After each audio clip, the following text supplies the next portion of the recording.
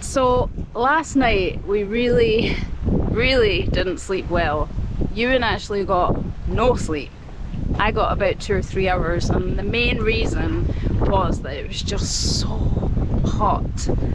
We've kind of spoiled ourselves a little bit on this trip. In most places we've had aircon, and last night it was just a fan, and it's just like to do with the way the fan is placed, it doesn't really directly go on you. So yeah, last night was a little bit of a struggle, and we woke up feeling really tired. So we've decided today to actually just stay put where we are for another night. We just didn't really have the energy to kind of go further on today. So we're going to chill out a bit today, and then tomorrow we will continue on our motorbike journey. Yeah, but I think if you're in no rush, you can take as long as you want on this loop, and you just can't spend a day at the waterfall, a day swimming, a day just sitting reading, you know. It doesn't feel like the kind of place you want to rush through. So if you have got time, just try and enjoy the days. It started raining. This is what we've been craving all day because we've been so hot. And it's finally started to rain. Look at this. Don't know if you can really see it.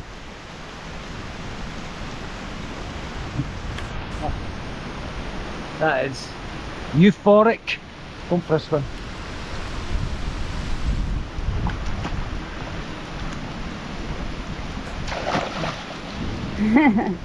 We're really hoping that the rain just cools everything right down, and that we actually manage to get a good sleep tonight.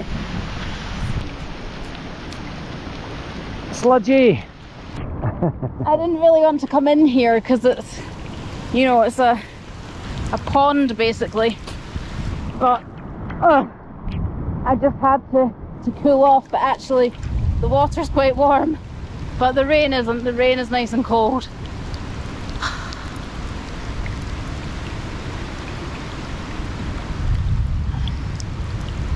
It's quite sludgy underfoot. Ooh, doesn't feel nice on your feet. But we're not complaining, because tell you what, this is like a gift from the gods. It's like, I feel kind of I've got like a second wind. Ah. I never thought I'd say it, but I love the rain.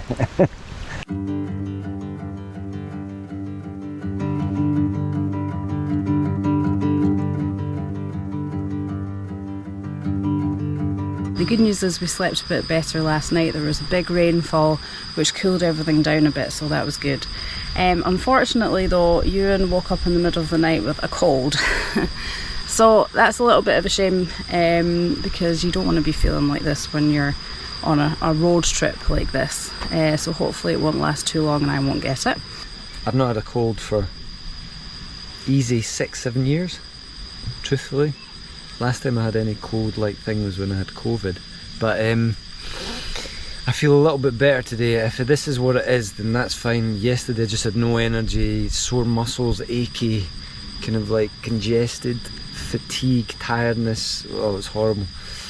And that's no fun in this heat, so it's a shade cooler today.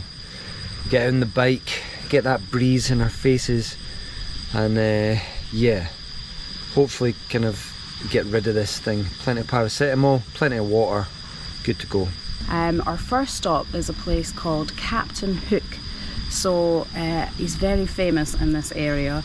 He is part of the kind of tribe, I guess, village up here, and he does tours every day of the village where he lives and gives you loads of information, and it sounds really interesting, and he sounds like a character. So we're going to head there now and do that. And then we're not quite sure where we're going to stay tonight, but we've got a couple of options. We'll see how Ewan's feeling. So let's get on the bike and let's go.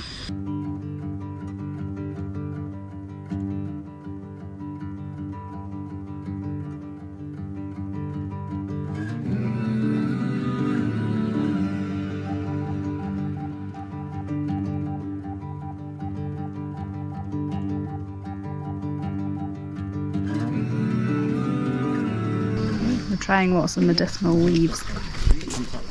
This is for diarrhea, and I just had one for sickness. They would have come in handy a few weeks ago.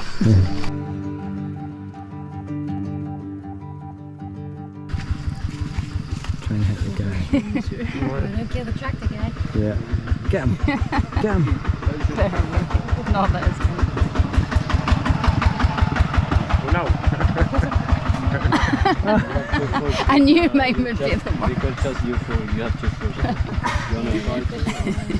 I knew I would be the worst of it. It's fine. And then the woman, they will come. If they love you, if they don't love you, they didn't come. So this one we call romantic love.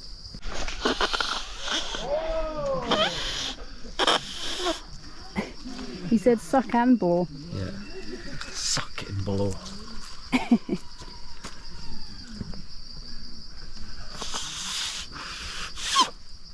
Rubbish at this. I definitely wouldn't pull doing this. That's how you get the ladies, he was telling us. But yeah, Ewan Disaster. gonna be single, I think. Rubbish at this.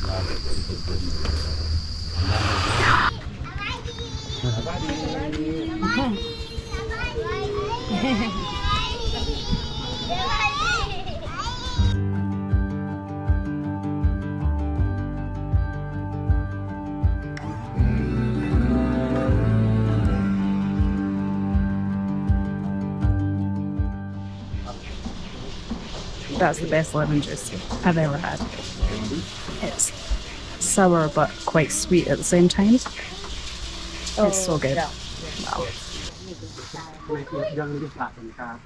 I'm going to take her home. That's cute. So we're having something to eat. We're having traditional Katu food, and it's pumpkin with sticky rice. It's really nice. So if you come here and you like it, you can actually come and volunteer here and teach English and stay here and do a bit of farming. There's a gentleman just behind us. He's doing that at the moment. So yeah.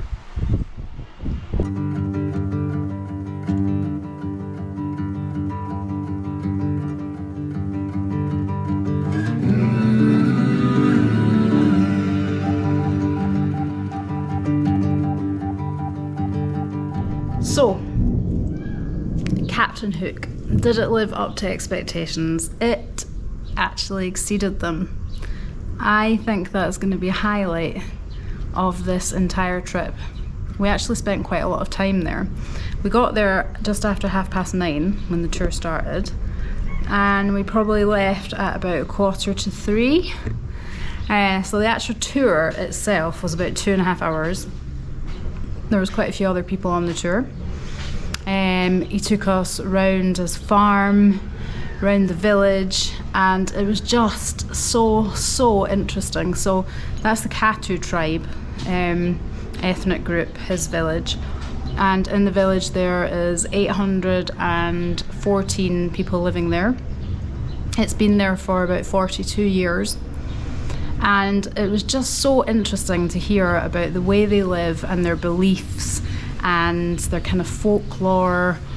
He also showed us loads and loads of herbs that they use for medicine, so all these different kinds of roots. We got to kind of taste some of them. So like there was one that could cure hangovers, one that could cure nausea, one that was good for headaches, one that was good for menstrual cramps, one that was good for women giving birth. There was like so much, and that really fascinates me. I'm quite into herbal medicine, so I found that really interesting. What else? He showed us like how they basically strip, I don't know what the actual plant was, but it was like a long kind of I don't know, like root of a plant type thing, and he kind of scraped off a lot of the like green part, twisted it around, and then it became like nylon almost, and they used that for like making clothes and as kind of like string to tie things. And it was just fascinating. What really fascinated me was how they really make the most of the land that they're living on. They're so resourceful, He even showed us how to do make bubbles with just the sap from a particular plant and a leaf. That was mad. There was just so much that we learned. I think the things that kind of stood out for me is that not so much nowadays, but when he was young, children would get married at the age of 5, which is pretty mind-blowing. Now, not so young as 5. Now they tend to be about 13 or 14, and it's all arranged marriages. They have multiple wives, so polygamy and things is quite a big thing. They also kind of interrelate, I guess. So cousins marry cousins and things. Women give birth very young. So all that was really fascinating. Also tobacco, smoking tobacco is a big thing with them. And sometimes children as young as 5, but actually even younger than that, he said 4 or 5, start to smoke tobacco. We didn't see any kids that young smoking. Would have been a bit mad. But apparently that's just because the tradition, there's folklore and things, and there were stories that he told us, but basically they believe that tobacco wards away the bad spirits and kind of prevents bad luck from happening. So that's why they start smoking it from such a young age. So that was pretty different take on things. And yeah, he talked about the coffee, and there was a lot to take in. He's a very knowledgeable man. He's been doing the tours for quite a long time, and you can actually go and you can do a homestay. You can stay there. You can also volunteer. I think that would be a really amazing way of just immersing yourself in that culture a wee bit more. We had some lunch there, and it was absolutely delicious. It was a Katu kind of local dish that we had, and it was pumpkin. It was really flavoursome. I think it had some onion in it and things and herbs, with some sticky rice. I had the best lime juice I've ever had in my life. It was just so good. And Ewan had a ginger tea. Bless him, he's not been feeling well at all today. He's really choked with a cold, so I think part of the tour was a little bit of a challenge for him. But the tour itself only cost us about £1 to do. So if you are doing the Bolaven loop, Pakse loop, then you've definitely got to come to Captain Hook's and do the tour. At the moment he's only doing them once a day at 9:30 in the morning, but that may change from when you're watching this. But yeah, don't miss it because it really is so interesting, and that's what traveling's all about for me anyway. It's about learning about different cultures and just immersing yourself in it a little bit, and you'll definitely do that if you visit Captain Hook and his ethnic village. Yeah, and you can ask him any questions as well. I think it was only about 2 hours. I really wasn't in the mood for it today, but once you start and once you're in there and once he's telling you things about it, and yeah, it's pretty captivating. Just really interesting. Just that crossroads between the generations, his generation, it's late 30s, 40s, and sort of his mum and dad's generation, and then the younger generation. They're all kind of a wee bit kind of at loggerheads with each other into, keeping tradition and breaking from tradition, and what makes sense anymore. There's a lot of polygamy, there's a lot of kind of marrying within the family, there's a lot of kind of ancient tribal rituals that go on that he says some of the younger generation don't necessarily quite agree with, so it's a fascinating time. Just a wee heads up if you are going there, just to be a bit respectful of, he has some rules. You don't point at anyone, especially the older generation. Don't take pictures of the older generation, and don't knock on any of the houses, knocking on their doors. I mean, I don't know who would do that. Yeah, just be a bit respectful. You can take pictures and that, but you don't need to stick it in their faces or anything. Just be mindful that there are people living and working there. So today we were going to go a little bit further afield after visiting Captain Hook, But with Ewan not feeling very well and being choked with a cold, we figured it would be nice to come somewhere that's just a little bit more luxurious, because when you're not feeling well, you don't want to be roughing it, you want to just have a little bit of comfort. So that's what we did. So we've actually come to a place called Thateng Farm Resort. I found it online. Apart from that really annoying dog barking in the background, it's really nice. It's set around a lake. It's a little bit more luxurious, it's a little bit more expensive for Laos. We paid £25 for the night, including breakfast, but come on, that's still pretty amazing. And yeah, it's really nice. So it's quite quiet, but the people that work here don't speak great English, but we managed to communicate and they were really nice. So I will show you our room. So there's a few of these in one long line, and they're glass fronted. There's actually a walkway through to the one next door, but I don't think anyone's in there just now. It's quite quiet, apart from the dog. So this is the room, and it smells like really new. It's really spacious. There's Ewan eating crisps, because when you don't feel well, you just want to eat junk food. We've got aircon, although to be honest, the weather here is a lot cooler.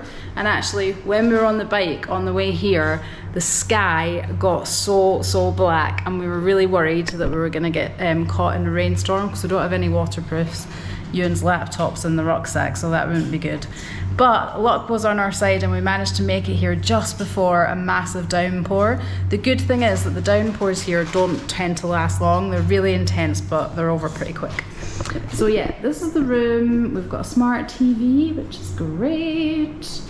Not working. It's not working. It's okay. Or it's maybe just a bit slow. A little area where you can do your work, and then loving the bathroom, because not only have we got a nice shower, we've also got a freestanding bath, which I think Ewan's going to take advantage of with his cold, and I'm going to have one too. Because for the last couple of days staying at where we were staying at Fandee Island, although it was nice, like, we never actually really had a proper shower. We just went in the waterfalls and the lake to wash ourselves. A bit disgusting, but so it'll be really nice tonight to just have a proper clean and feel fresh. So that's going to be good too.